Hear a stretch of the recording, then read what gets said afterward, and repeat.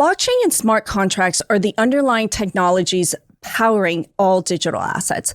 But when we talk about digital assets, we have to remember that digital assets do not only refer to cryptocurrencies or utility tokens. Crypto is often used interchangeably to refer to all types of digital assets, but not all digital assets are cryptocurrencies.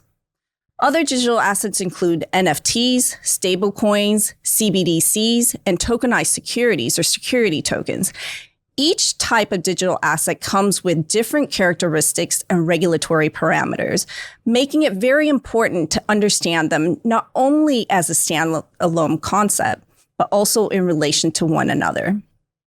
Tokenization is a concept which can be applied to all types of assets, and depending on the underlying asset being tokenized, different rules would apply. Cryptocurrencies, which are launched through what are called initial coin offerings, pave the way for regulated security token offerings. Their commonality is the underlying technology, and both are issued as digital tokens. But ICOs were largely unregulated in most jurisdictions until recently, while every aspect of a security token offering is regulated, from advertising, issuance, trading, to custody. In Singapore, cryptocurrencies or utility tokens, otherwise known as digital payment tokens, would be governed by the Payment Services Act, whereas tokenizing any type of financial product would be subject to the securities regulations under the Securities and Futures Act. Now, there are some overlaps between digital assets, which are securities, and real-world asset tokens. Many RWA tokens are securities, such as tokenized stocks or tokenized funds, or tokenizing equity of a company. But some RWA tokens are simply real-world assets held in digital form and not a security.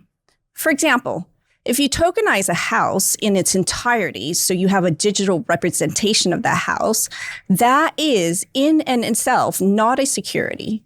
But once you put title of that house in an entity and start selling interest in that entity and fractionalizing it for others to invest into, then it becomes a security.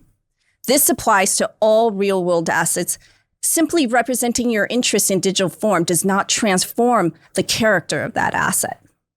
But let's be clear, tokenization doesn't guarantee any investments will be successful or transform a bad performing asset into a good performing asset. Investments come with inherent risks, and there are bad actors in Web 2 and Web 3. You still have to do your due diligence and make sure the investment thesis makes sense.